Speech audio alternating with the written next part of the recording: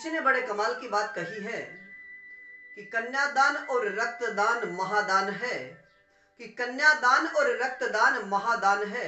लेकिन मित्रों, इस कलयुग में स्वक्त दान भी एक बहुत बड़ा दान है, क्योंकि मित्रों, इस कलयुग में लोगों के पास सारी सुविधा होने के बाद भी एकमात्र कमी होती है समय की। तो नमस्कार मित्रों, मैं बीएन राजस्थानी फिर से हाजिर हूं एक छोटी सी कहानी लेकर के। और आज की अपनी जो कहानी है वह समय से आधारित है, यानी वक्त पर आधारित है।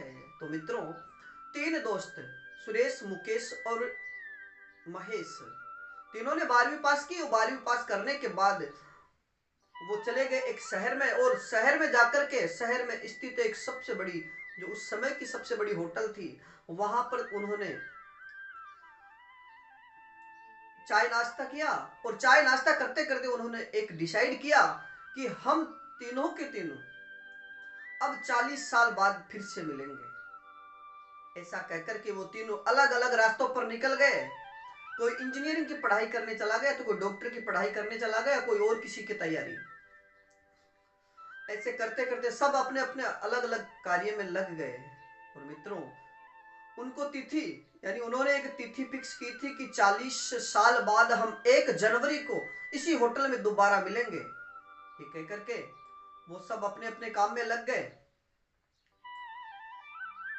करते करते उनके 40 साल पूरे हो गए। और 40 साल बाद में, और उस समय उन्होंने एक शर्त रखी थी कि सबसे लास्ट में जो आएगा वही उस 40 साल बाद में जब मिलेंगे उसका पूरा बिल वही चुकाएगा।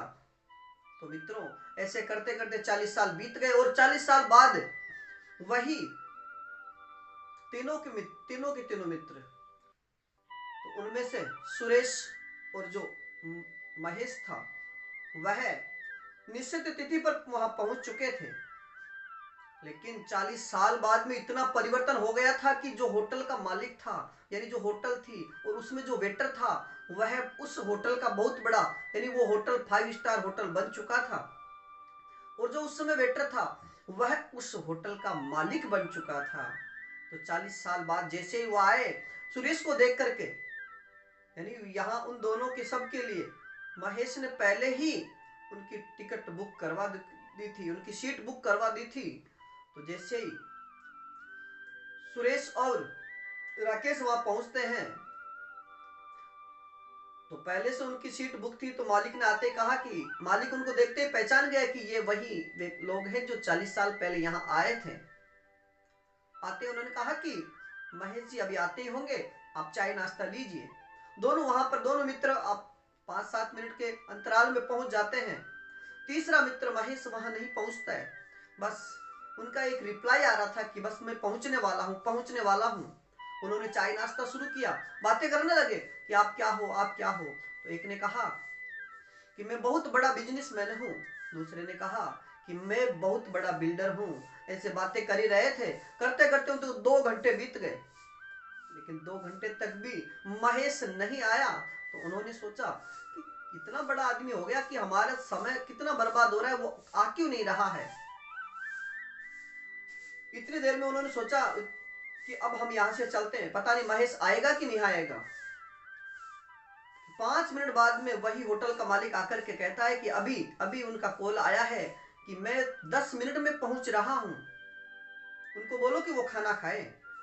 बस होटल के मालिक ने उनको खाना पहुंचा दिया। वो खाना खाने लगे।